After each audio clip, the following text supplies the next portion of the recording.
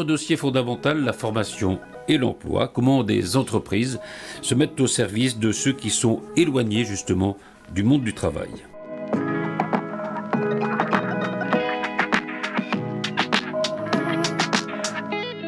On va ouvrir maintenant un dossier essentiel qui est celui de l'entreprise, des associations et de l'insertion. Si je te dis potiron, tu me dis quoi, toi? Bon, je sais pas, je pense à la soupe. À la soupe de potiron. Je me dis, vous avez faim, Patrice. Ouais. Non, en fait, j'ai pas faim. Je te vais te parler d'une association qui est Equalis, qui a des jardins partagés dans lesquels ils emploient des gens qui sont un peu exclus de l'emploi, et puis des boutiques dans lesquelles ils vendent ensuite, qui est cultivé dans ces jardins. Et ces boutiques, ça s'appelle les potirons. Les potes iront ou les potirons, on peut l'écrire comme on veut. Et on est allé les voir, justement, quel est leur travail. C'est un reportage de Céline Charles.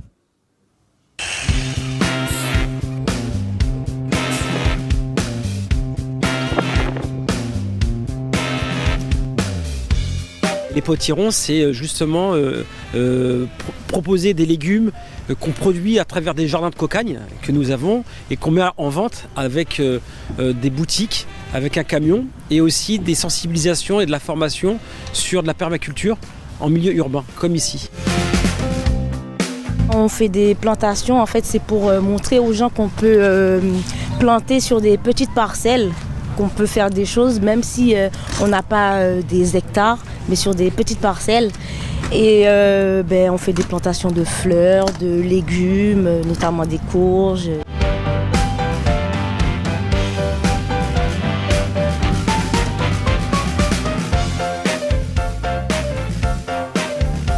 Alors c'est pas forcément pour en faire des futurs jardiniers ou des techniciens en espace vert pour les collectivités, hein, mais c'est surtout un support qui leur permet de se redynamiser, de sortir de leur quotidien et d'être accompagnés vers un véritable projet professionnel.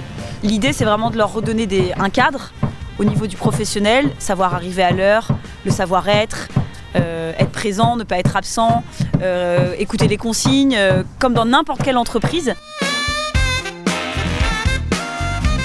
Professionnellement, ça m'apporte beaucoup, non seulement le savoir-être et le savoir-faire que j'avais déjà. Et j'y suis depuis 4 mois maintenant. Et ça se passe super bien, j'apprends plein de choses. Et voilà, je suis dans une équipe avec des gens formidables, les encadrants aussi, et puis le suivi aussi, il est top. Ils adorent. Ils adorent, et j'adore aussi leur travail avec eux, parce que c'est vraiment un échange. Chacun a son savoir, donc tous les savoirs se partagent. On a vraiment cet esprit d'équipe. Tous les matins, je suis heureux de venir au travail parce que je sais que d'eux, je vais apprendre bien plus que je leur apprends. Franchement, je suis fier de vous. Hein. Merci, Michel. Comme à l'habitude. C'est magnifique.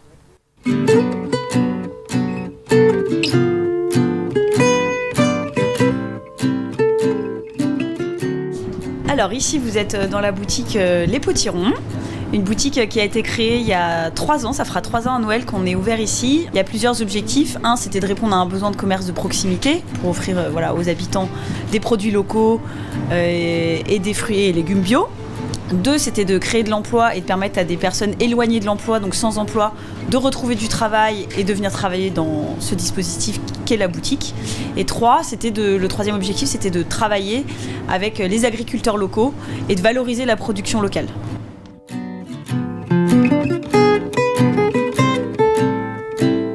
J'étais à la recherche d'emploi et ma conseillère du RSA m'a parlé de cette association. Du coup, j'ai fait en sorte de postuler ici. Ça me permettait d'intégrer doucement le monde du travail, parce que c'est pas très simple, par exemple, de commencer avec un mi-temps ou même tout de suite sur 35 heures. Voilà, donc petit à petit, mes heures elles ont augmenté et aujourd'hui, je suis à 30 heures ici.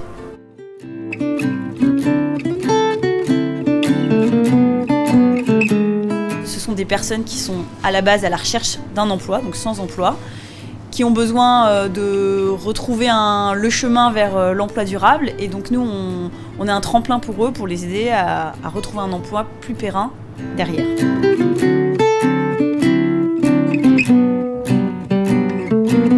Depuis le début, je veux dire, ça m'a apporté de la confiance. Ça, c'est important. Ça permet de renouer avec le monde du travail aussi. Le regard des autres. En vente, on ne peut pas se cacher derrière. Et voilà, surtout ça, la confiance. Et du dynamisme aussi, parce que quand on est longtemps arrêté, ça remet la machine en route et on s'habitue à nouveau aux heures.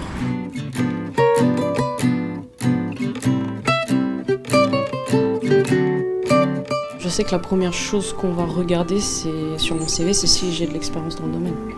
Et là, c'est le cas, j'apprends. Et j'apprends petit à petit, j'acquiers des compétences. Et surtout, c'est très enrichissant pour les produits. Et donc ces légumes bio sont valorisés en circuit court dans notre boutique. Et on retrouve tous les légumes de saison et bio toute l'année. On a beaucoup de produits du 78.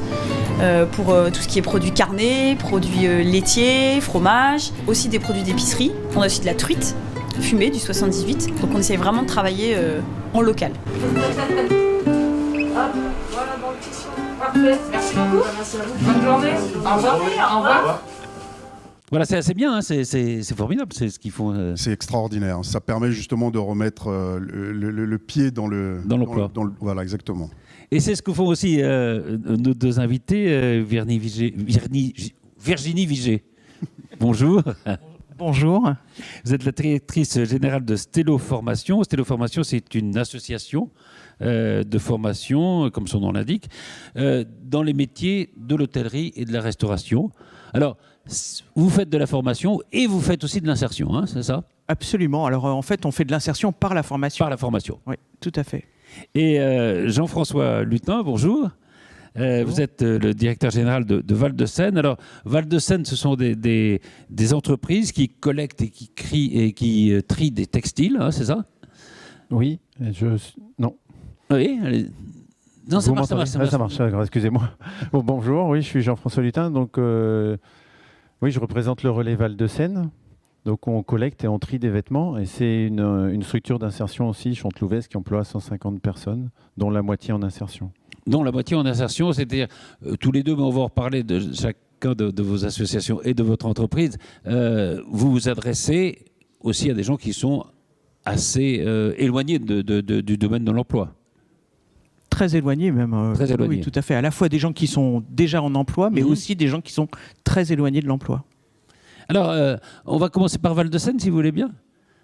C'est une entreprise qui a été créée il y a quelques années, quand même, hein, sous l'impulsion de la fondation de l'abbé Pierre, enfin Emmaüs. d'Emmaüs. C'est ça. Oui, c'est ça. L'entreprise a été créée en 1994. C'est à l'issue d'un reportage. C'est né dans le nord de la France, d'une communauté Emmaüs. Donc, d'une communauté Emmaüs, les gens c'est l'accueil inconditionnel, hein, papier, sans papier. On accueille des gens qui sont éloignés de l'emploi, enfin qui sont à la rue plutôt. Et puis, ils vivent dans un système associatif. Vous leur donnez ce que vous voulez, ils revendent. Les gens sont logés, nourris, blanchis. Au sein de cette communauté, dans les années 80, il y avait de plus en plus de jeunes de 20-25 ans qui arrivaient. Et la communauté de l'époque s'est dit, c'est quand même pas possible de garder des jeunes de 20-25 ans toute leur vie, logés, nourris, blanchis, à vivre de cette façon-là. Donc ils se sont dit, qu'est-ce qu'on peut faire ? Il faut arriver à leur redonner un salaire. Comment on fait pour donner un salaire ? Il faut créer des richesses. Comment on fait pour créer des richesses ? Faut faire des entreprises. Donc on a fait des entreprises par accident, avec l'unique but, non pas de rémunérer un capital, mais de permettre à des gens éloignés de l'emploi de retrouver le chemin du travail. C'est comme ça qu'on est né. Il y a eu un petit reportage télévisuel. Et puis Pierre Cardot, un soir, devait s'ennuyer. Il était devant sa télé.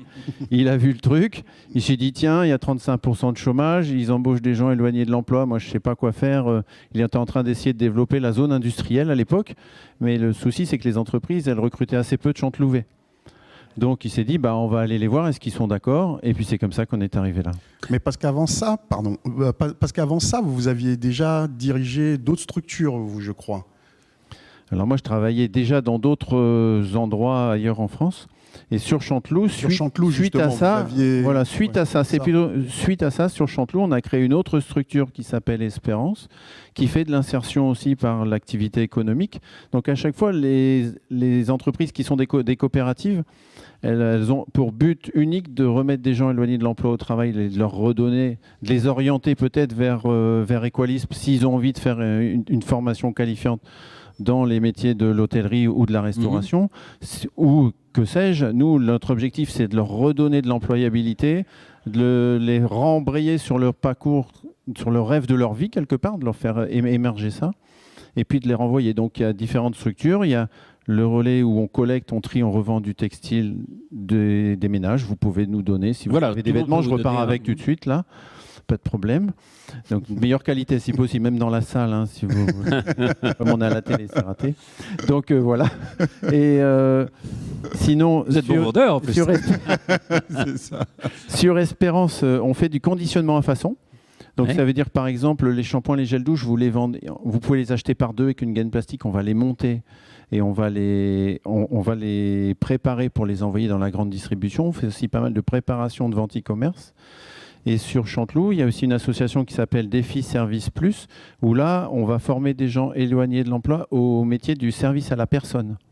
Ce sont des métiers qui en ce moment sont très demandés. On cherche énormément de personnes. Bien sûr. Donc on forme à peu près, en permanence, il y a 150 personnes par mois qui sont formées, qu'on envoie chez les particuliers ou dans les entreprises. Alors, on vous a rendu visite à Chanteloup dans cette opération de tri, de réutilisation des textiles. Je propose de regarder, c'est un reportage de Justine Brasier. Vous avez sans doute déjà vu ces bornes dans votre ville, peut-être même les avez-vous déjà utilisées pour donner des habits, des sacs, des chaussures, mais savez-vous comment les vêtements sont ensuite triés et réutilisés par la suite? Partons ensemble à la découverte des coulisses du relais Val-de-Seine de Chanteloup-les-Vignes.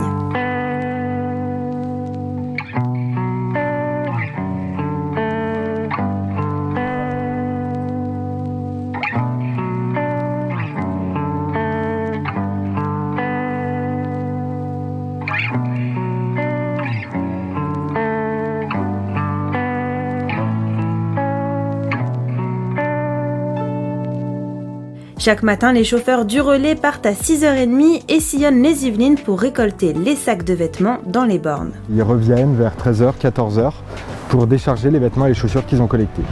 Après avoir été déchargés, les vêtements sont disposés sur un tapis roulant pour être triés entre différentes catégories. Donc là, on est sur le tapis.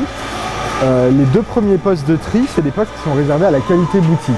C'est-à-dire que les trieuses, elles vont avoir pour mission de prélever des vêtements que nous on va ensuite revendre dans nos propres friperies. On en a 8 en ce moment, donc 2 à Paris et puis le reste dans les Yvelines, une dans le Val d'Oise aussi à Pontoise. Pour trouver une nouvelle vie à chaque vêtement, il existe une 50aine de catégories différentes. L'effilochage grossier, c'est une catégorie de recyclage dont on est particulièrement fier. Parce qu'en fait, ce sont des vieux jeans qui vont être envoyés dans le nord de la France, dans une usine du réseau relais, pour fabriquer un isolant qui s'appelle le Métis. Donc ça permet de donner aux vêtements une seconde vie qui est assez longue, puisqu'un isolant ça peut durer 15-20 ans. Et puis c'est un isolant écologique puisqu'il est fait à partir d'une matière première qui ne pouvait plus être utilisée en tant que vêtement. Donc là on a l'ECM et l'EBM, c'est ce qu'on appelle la coupe chiffon couleur, la coupe chiffon blanc. Donc ces vêtements ils vont être découpés en chiffon d'essuyage à destination de l'industrie automobile. Et à la fin de la chaîne de tri, les vêtements arrivent sur l'îlot boutique où une dizaine de personnes trient de nouveau les habits en fonction des saisons pour ensuite les revendre à petit prix dans les 8 friperies du relais Val-de-Seine. Sur l'ensemble des vêtements et chaussures qu'on collecte, il y en a 5 à 6% qui sont en parfait état et qu'on va pouvoir revendre dans nos friperies. Donc ça fait un vêtement sur 20 qui va être vendu en France. Il y a le 3-14 ans, la robe été, sélection. Alors je dis toujours c'est le carton que je préfère parce que forcément c'est avec toutes les marques qui revient très cher. Il y a les hauts, il y a la femme. Alors la femme, ce qu'on appelle la femme, on a enlevé tous les hommes et on n'a que le bas, pantalon, jupe et quelques imperméables été. Et là on a le carton homme. Alors vous voyez, on n'en a qu'un seul carton homme. Parce que les hommes, ils dépensent pas beaucoup dans leurs vêtements. Le centre de collecte propose également certains vêtements à des créateurs de mode ou des grossistes. Ils sont environ une dizaine à venir s'approvisionner directement sur le site. Des jeunes créateurs qui souhaitent proposer des défilés qu'avec des vêtements de seconde main. qui vont retravailler. Donc ça aussi, ça fait notre fierté. Outre la collecte et le tri des vêtements, le Relais Val-de-Seine est avant tout une entreprise à but socio-économique, c'est-à-dire qu'elle ne recherche pas la performance économique pour le profit, mais pour atteindre des objectifs sociaux. Chaque centime généré est réinvesti à des fins de lutte contre l'exclusion. Le Relais Val-de-Seine, c'est une coopérative du mouvement Emmaüs. Donc elle collecte, elle trie, elle revalorise des vêtements. Et cette activité économique, elle sert de support à une mission sociale. On est une entreprise d'insertion, c'est-à-dire qu'on accueille des personnes pour des contrats qui durent 2 ans maximum, pendant lesquels ils sont accompagnés, formés vers un retour à l'emploi pérenne. Aujourd'hui, il y a plus de la moitié des emplois qui sont des emplois donc, pour l'insertion.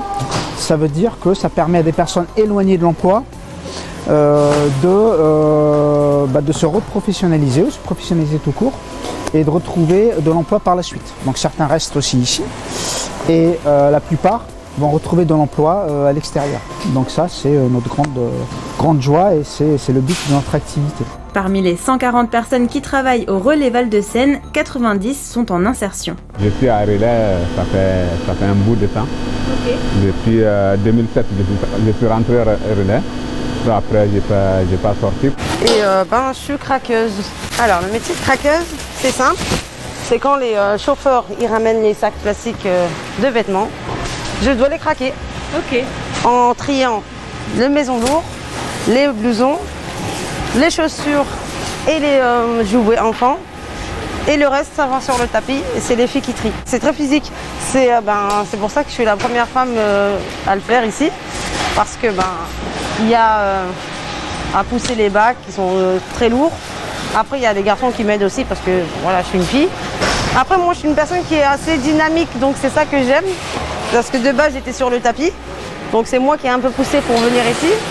Et en plus de ça, on a un tonnage à faire de 4,8 tonnes par jour.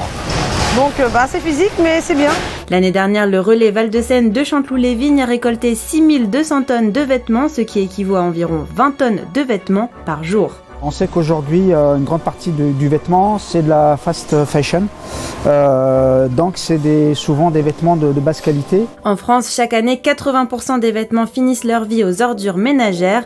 Le Relais Val-de-Seine de Chanteloup-les-Vignes a pour objectif, en 2023, de s'agrandir et de trier 8000 tonnes de vêtements par an. On n'encourage pas à la surproduction.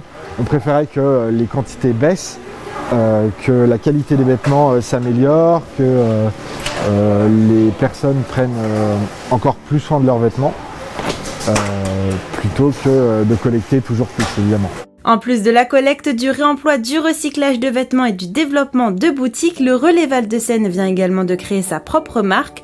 L'objectif, recréer des vêtements qui ne peuvent plus être portés. On a essayé de lancer notre propre marque d'upcycling en décembre avec 150 pièces.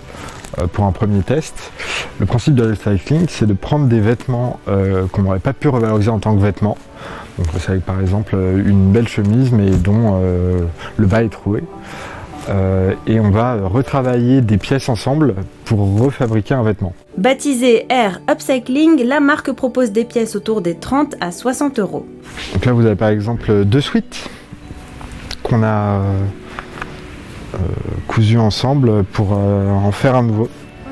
Okay. Donc à partir de 2 suites qu'on pouvait plus reporter en l'état, et on fait un nouveau vêtement tendance. En donnant vos vêtements, vos chaussures, votre linge de maison ou encore de la petite maroquinerie, vous faites ainsi un geste écologique mais aussi solidaire. En 30 ans, le Relais a créé plus de 2200 emplois et intervient sur l'ensemble du territoire français. Pionnier de l'économie circulaire et de l'insertion, il démontre que professionnalisme et solidarité sont compatibles. Voilà, c'est donc ce que vous faites à Chanteloup même. Jean-François Lutin, vous avez dit un jour, moi je voulais travailler, être au service du plus grand nombre et pas celui des actionnaires. C'est un peu ça votre profession de foi, si je peux dire. En fait, ma profession de foi, c'est que j'avais envie de me sentir utile. Ouais. Et disons que je me sens plus utile à faire ce que je fais aujourd'hui que faire autre chose. Après, chacun trouve son utilité là où il a envie. Il n'y a pas de jugement particulier, mais moi j'avais envie de me sentir utile pour la collectivité, et c'est là que je l'ai trouvé. Et vous avez des chiffres alors sur Chanteloup, il y a combien à peu près de personnes qui sont employées par Val-de-Seine ? Alors, remise dans l'emploi. Donc sur le relais Val-de-Seine, on est 150 à Chanteloup et on a une autre entreprise à Bordeaux où il y a 110 salariés. Donc ça, c'est sur l'activité de recyclage textile. Sur le conditionnement, il y a 50 à 60 personnes en permanence. Et à Défi Service, il y a à peu près 150 fiches de paye par mois. Donc ça doit faire, si on additionne, 150, 50, 350. Dont 60% sont des gens en insertion qui rentrent et qui sortent de façon permanente. Et à un moment, vous dites justement que ce que vous faites est très important, pas parce que vous faites de la formation ou de l'insertion, mais parce que ce que vous faites est bien. Je ne sais pas si c'est bien. Disons que c'est ce que j'ai envie de faire et c'est ce qu'on fait avec les équipes. Je ne fais pas ça tout seul, on est toute une équipe. Nous, ce qui nous intéresse, c'est de tendre la main à quelqu'un qui veut s'en sortir. Et dans la mesure où la personne elle a envie de faire quelque chose, juste elle nous tend la main, nous on veut dire bah ok viens, on va te faire monter, puis après tu seras autonome.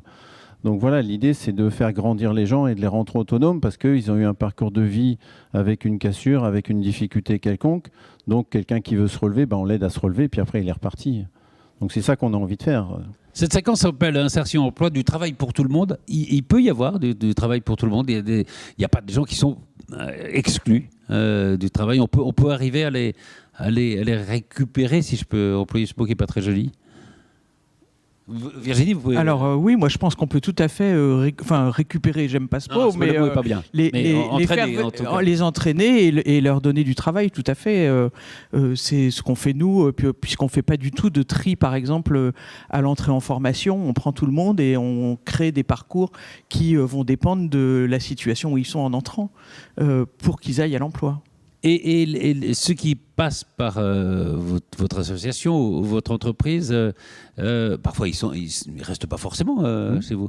Ils trouvent facilement l'emploi.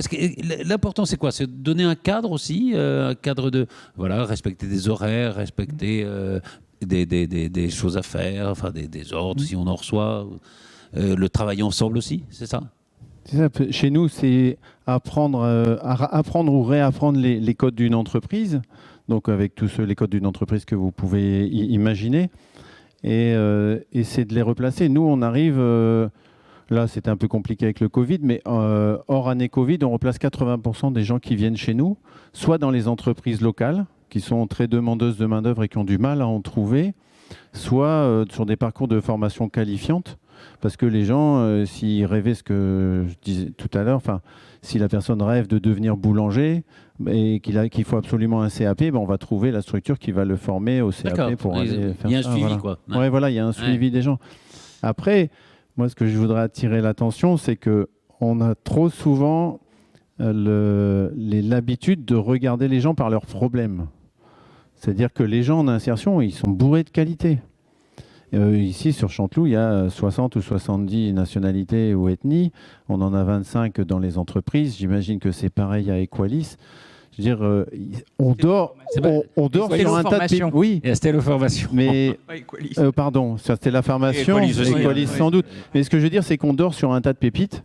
Et juste, il faut prendre le temps d'aller les chercher, de les révéler. Et les gens, après, ils sont repartis. Nous, on fait juste ça, quoi. C'est tout. Mais alors, on est à une période où il y a quand même pas mal de métiers qui sont en tension.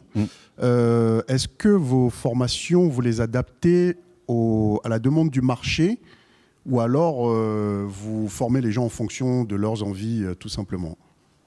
Nous, on les forme en fonction de leurs envies. C'est-à-dire qu'on part du principe que si vous avez envie d'être joaillier, on ne va pas vous demander de faire du BTP. Par contre, ce qu'on va faire, c'est qu'on va faire découvrir des métiers à nos salariés. C'est-à-dire qu'on va organiser des rencontres avec des entreprises en interne de l'entreprise. C'est-à-dire ce qu'on va chercher à détecter, c'est les capacités et les habilités que les gens ont de façon innée ou ont développé dans nos structures et dans quel type de métier ils peuvent aller les exercer. Et donc, il y a peut-être des métiers auxquels ils ne pensaient pas du tout. Et donc, si on voit des gens qui sont minutieux, qui sont précis, on va aller chercher des métiers en tension avec Pôle emploi. On va dire, dans ce domaine-là, il y a des tensions. Donc, est-ce qu'une entreprise recrute? Donc, on va venir demander à l'entreprise de venir se présenter. Elle va être bien contente, souvent parce qu'elle a du mal à trouver. Et puis, on va envoyer les gens une semaine dans l'entreprise. Ils vont découvrir, ils vont voir comment ça se passe. Et si ça leur plaît, on va monter soit un parcours qualifiant avec l'entreprise ou avec Pôle emploi de façon à ce qu'ils aient un emploi derrière. Et ce que vous dites aussi, et ça c'est très important de le souligner, par exemple, vous avez beaucoup de grandes entreprises qui sont vos clients pour les entreprises de pactage, enfin de conditionnement. Oui. Et vous dites, ils ne s'adressent pas à nous parce qu'on fait de l'insertion, ils s'adressent à nous parce qu'on fait du bon boulot. Oui, c'est ça. Exactement. Ça, c'est important de le dire. Oui, s'ils viennent nous chercher, nos clients de conditionnement à façon, ou les particuliers chez lesquels on va envoyer des gens pour faire du ménage, si on vous envoie une femme de ménage, vous n'avez pas envie que le ménage il soit fait à moitié. Vous avez envie que ce soit bien fait. Donc nous, on va apprendre cette exigence à nos salariés, aux personnes en insertion, parce que de toute façon, ce ne serait pas, entre guillemets, sain si nos clients ils venaient par charité chrétienne ou charité je ne sais pas laquelle. Donc l'objectif, c'est d'offrir une même prestation de service que n'importe quelle entreprise, mais avec des gens en insertion. C'est ça le challenge. Virginie Vigier, c'est quoi justement la différence, puisque vous faites de la formation et de l'insertion, c'est quoi la différence entre la formation et l'insertion justement ? Alors nous, on fait surtout de la formation. Alors on fait de l'insertion par la formation. Par la formation, hein, puisque mais pourquoi on fait la différence entre formation et insertion ? C'est deux canaux différents, enfin. Je pense que cette insertion comprend deux volets. Un premier volet qui est vraiment la réadaptation ou l'adaptation au monde du travail, de l'entreprise ou autre, parce que c'est pas toujours des entreprises en soi, ça peut être du travail justement chez les gens, etc., à domicile. Et puis la partie véritablement formation, qui est acquisition de compétences pour occuper un emploi, justement. D'accord. Donc c'est deux choses qui se rejoignent. Qui sont obligatoirement, qui se rejoignent obligatoirement. D'ailleurs, on est allé voir comment ça se passait ici à Chanteloup pour Stélo-Formation, pour la formation donc de personnes dans le domaine de l'hôtellerie et de la restauration. Et c'est un reportage de Mathilde Francou. Créé par des restaurateurs, Stélo Formation existe depuis 1967. Ici, à Chanteloup-les-Vignes, le centre s'est implanté en 2018, un établissement pour dispenser des formations en hôtellerie et en restauration, des formations à destination de salariés, mais aussi pour l'insertion professionnelle, avec une douzaine de formations par an pour les jeunes et les adultes. Nous, on a beaucoup de CAP qui, par leurs difficultés, n'ont pas la possibilité de s'inscrire à RANI dans une école hôtelière, parce que justement, il y a cette lacune en français qui fait qu'aucune école ne va les prendre. Sauf que nous, on les prend, on leur apprend le métier, ils ont une entreprise et on a un taux de réussite de 80% à l'examen. Des personnes éloignées de l'emploi qui souhaitent intégrer la restauration collective. D'un petit moment que j'étais à la maison. Donc j'ai élevé mes enfants, donc après ils sont tous rentrés à l'école. Donc je voudrais reprendre un travail. Donc je voulais pas un travail trop compliqué par rapport aux horaires, par rapport à mes enfants. Donc la chambre de restauration collective rentrait dans mes critères. Moi je travaille dans l'optique de permettre à ce public d'obtenir des savoir-faire, des compétences, et pour pouvoir trouver travail après. Ça, ma satisfaction elle est là. C'est de savoir que j'ai des gens qui viennent jeunes ou moins jeunes, parce qu'on fait des apprentis, on fait aussi des adultes. Donc de différents horizons et leur permettre d'accéder à un diplôme, donc d'obtenir des nouvelles compétences et surtout derrière un travail. Ici, les apprentis se forment en conditions semi-réelles. L'établissement dispose d'un restaurant d'application pouvant accueillir 20 couverts. Il permet d'intégrer les premiers gestes en restauration. Ce jour-là, 2 groupes en pratique, un groupe en cuisine et un autre en salle. Ce restaurant permet aux apprenants de faire les premiers gestes en restauration, de faire la mise en place du restaurant. Il faut savoir que ce restaurant est ouvert 2 jours par semaine à la clientèle extérieure. Donc cette jeune personne, justement, elle est en train de préparer l'eau chaude, elle va mettre un peu de vinaigre et elle va policher tout ce qui est verre et couvert. On a préparé les couverts, parce qu'il faut les nettoyer avant, tout ce qui est couvert, assiette et verre. Donc on nettoie avant et ensuite on prépare la mise en place. Nous allons passer par la cuisine. Donc ici, nous avons ces messieurs qui sont en train de policher les assiettes. Et là, nous rentrons dans la cuisine. Là, ici, nous avons un groupe aussi qui prépare la production de ce midi. Donc là, le jeune homme est en train de préparer des crèmes caramel. D'autres sont en train de préparer des fonds de tarte Et là-bas, nous avons des apprenants qui sont en train de préparer les légumes pour ce midi. Ce groupe, par exemple, se forme en linguistique et technique culinaire. En plus des savoir-faire en cuisine, des cours de français sont dispensés pour les aider à s'insérer professionnellement. Principaux critères pour candidater, avoir des notions d'anglais et surtout être motivé. C'est le cas de cet apprenti. Pour prendre la langue française étrangère et aussi pour faire la cuisine, apprendre la cuisine de base pour faire la restauration cuisine. La première des choses est la motivation. Nous avons pu rencontrer des personnes ce matin qui sont en formation linguistique et technique culinaire.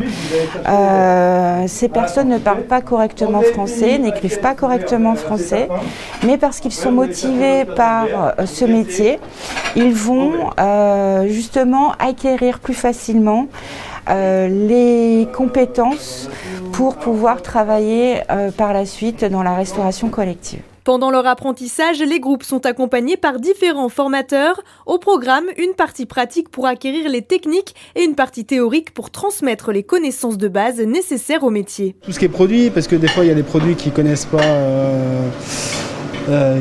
pas dans leur pays d'origine. Voilà. Après ça va être beaucoup la technique, quoi. On va avoir besoin de beurre et de farine. On va faire un temps pour temps.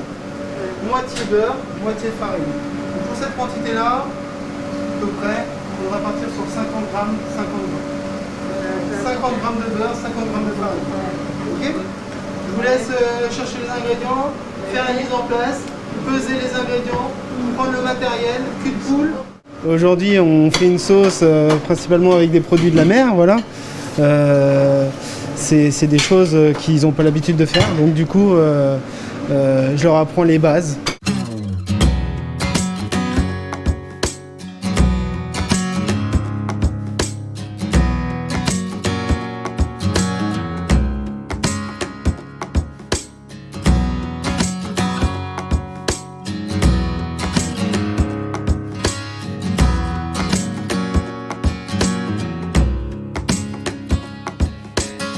Explique bien les choses pour comprendre comment ça se passe.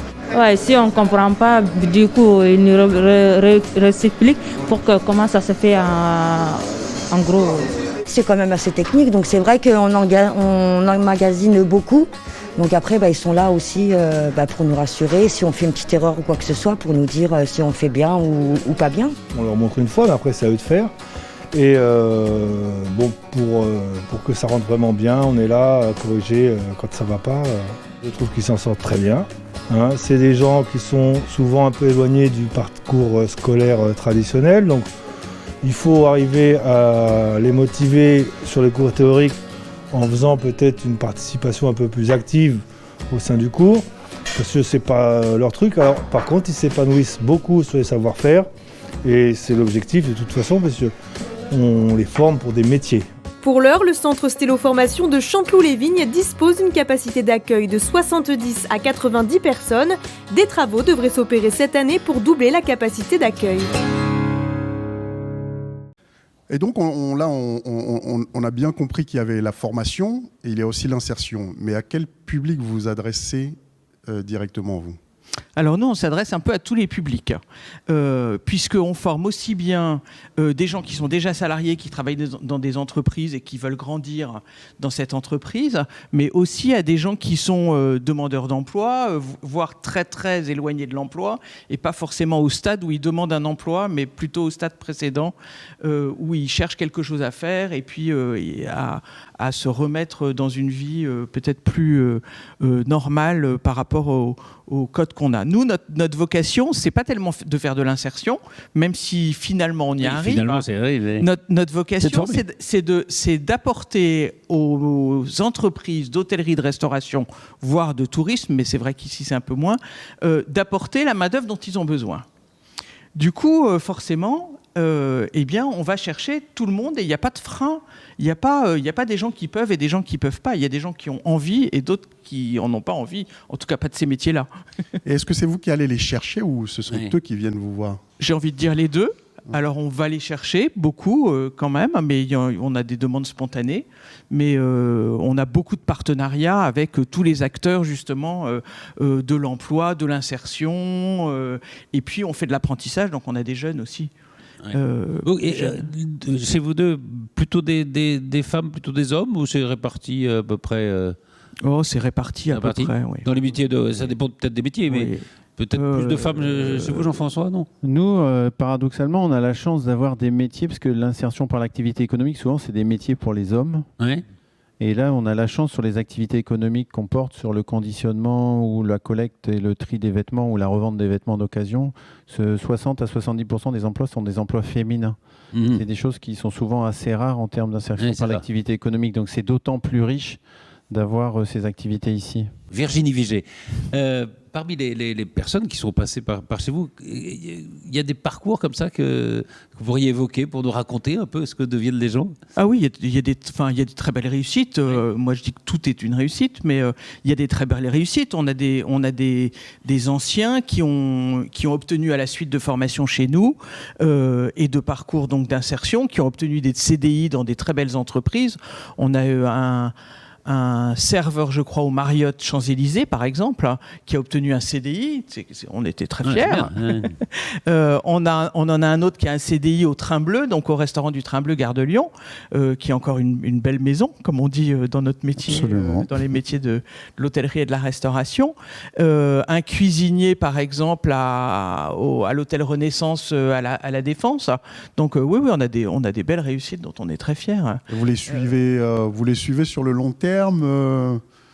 Alors on les suit, oui, évidemment on prend des nouvelles, et puis c'est vrai que comme on existe depuis très longtemps, si on est installé que depuis 98 à Chanteloup, on est une association qui existe depuis 1967, donc on voit revenir des anciens qui viennent faire la formation suivante, pour devenir chef de cuisine, pour devenir adjoint de direction. Est-ce que vous avez eu des retours de gens qui eux sont passés par là et qui reviennent chez vous pour pouvoir former les autres? Oui, absolument. On a beaucoup de formateurs qui sont des anciens de chez nous, qui ont été formés chez nous, quelquefois en apprentissage, mais quelquefois en formation adulte. Jean-François Lutin, chez vous aussi, à Val-de-Seine? Oui, alors chez nous, ce qui nous plaît, ce qu'on cherche à créer, c'est quand on replace les gens à l'extérieur, c'est faire en sorte que les gens après, je veux dire, c'est un peu idyllique, il y a toujours des choses difficiles, mais ce qu'on aime bien, c'est les salariés qui reviennent presque mandatés par leur patron en disant va voir au Relais ou va voir à Espérance ou à Défi s'il n'y a pas quelqu'un parce qu'on a besoin de recruter. Ah, c'est bien. Et ça, c'est vraiment quelque chose qu'on aime bien, en particulier, on aime bien dans les compagnies de bus locales ou dans les entreprises du coin. Ça, on aime bien faire ça. Et après, c'est pareil, l'encadrement chez nous, les 3/4 de l'encadrement sont des gens qui étaient en insertion, qui sont restés par philosophie parce qu'ils voulaient mettre leur pierre à l'édifice de l'entreprise. Et donc, ils sont montés pour devenir responsables et on les a formés, on les a accompagnés autour de ça. Voilà. Après, il y a des cas aussi un peu rigolos. Il y a une fille, vous me citiez des exemples, il y a une jeune femme qui est arrivée chez nous de l'étranger sans rien. On l'avait aidée à obtenir des papiers pour le coup. Quelquefois, ça arrive qu'on fasse ça avec les communautés Emmaüs locales. Elle a vendu des vêtements en magasin. Elle est partie sur un parcours de formation qualifiante parce qu'elle voulait être infirmière. Et puis finalement, on l'a perdue de vue. Nous, après, c'est fini, elle est partie. Et puis 10 ans après, elle nous a appelé il y a 3 mois. Aujourd'hui, elle est devenue hypnothérapeute. Et donc, elle a dit, si vous voulez, je sais ce que l'hypnose peut apporter pour la confiance en soi des gens. Donc, je vous propose de venir faire des heures pour les salariés en insertion pour dire merci de ce que j'avais reçu. Donc ça, on trouvait ça super chouette, parce qu'on n'y est pour rien et ça revient tout seul. C'est magnifique, ça. C'est presque des cadeaux, quoi. Oui, c'est un cadeau. Quand vous vivez ça, vous dites, c'est pour ça qu'on fait ce truc-là, même si on n'avait rien demandé, quoi. Ouais. Puis ça bénéficie aux gens d'insertion, c'est ça qui est super. Et puis il y a des emplois dans l'hôtellerie et la restauration, évidemment. C'est même, dit-on, un secteur où on n'arrive pas à fournir les besoins, la demande. Alors là, pour le coup, c'est vrai que la crise sanitaire a fait du mal, et que le secteur a perdu beaucoup d'employés, et qui font des gros efforts maintenant pour en gagner de nouveaux. Mais oui, alors là, pour le coup, on est sur des secteurs où il y a de l'emploi. On peut vraiment y aller. On a beaucoup de demandes. On est sûr de trouver On est sûr de trouver. Et puis nous, on reçoit beaucoup de demandes d'offres d'emploi d'entreprises. Un mot, il y a beaucoup de gens qui viennent de l'étranger. Il y a parfois des problèmes de langue, une barrière de la langue. Ah ben oui, il y a souvent une barrière de la langue. Et on forme à Chanteloup, par exemple, sur un parcours qui est extrêmement intéressant, qui est linguistique et technique professionnelle. Alors à Chanteloup, ce qu'on fait, c'est sur les techniques professionnelles, c'est des techniques culinaires. Ils ont sur la moitié du temps de la linguistique, donc du français, et sur l'autre moitié du temps, des techniques, les premières techniques qui vont leur permettre d'être utiles et opérationnels directement dans une cuisine. Voilà, et ça c'est vraiment le premier parcours qui leur permet. C'est essentiel. Absolument, c'est vital pour travailler. Il faut qu'on parle la langue de son patron. Jean-François, pareil. C'est une vraie difficulté. À Défi Service Plus, là, on va démarrer au mois d'avril des séances de formation de français. Parce que quand vous allez chez les particuliers, que le particulier laisse des consignes sur un carnet, vous me lavez ça, vous me nettoyez ça en premier, faut être capable de lire, de comprendre, de retranscrire un minimum. Et dans les structures d'activité, sur Relais ou à Espérance, c'est pareil. Quand nous, on est très participatif dans le mode de fonctionnement, donc en fait, c'est important que les gens puissent comprendre, apporter leur pierre. On considère quand on fait une réunion, il y a 10 cerveaux, c'est plus malin que le seul cerveau du responsable. Donc on essaye de mobiliser ça. Et du coup, le français, c'est une vraie difficulté. Et donc, on donne des cours de français à côté pour les gens qui souhaitent en prendre. Oui. C'est bien cette matinée parce qu'on a des gens qui sont dans l'investissement pour les autres. C'est formidable. On a envie de vous dire bravo. Bravo à vous, à vos entreprises. Donc c'est vrai. C'est vrai. C'est surtout merci de faire connaître parce que c'est pas très connu ce qui est fait. Oui, absolument. Moi, ce que vraiment, si j'ai envie que les gens retiennent quelque chose, c'est que juste apprendre à regarder les gens et l'autre par ce qu'il sait faire et par ses qualités et pas par ses problèmes. Et je pense que si on regardait les gens qui arrivent, là en ce moment il y en a partout qui arrivent, mais il y en avait déjà d'autres avant et il y en aura d'autres demain, si on les regarde juste par ce qu'ils savent faire et plutôt que les regarder par le problème qu'on nous met en avant, qui pourrait poser, je pense que ça changerait pas mal de choses. Ouais, c'est ce que disait Pierre Cardot d'ailleurs, il parlait de resituer l'être humain au centre du débat à chaque fois.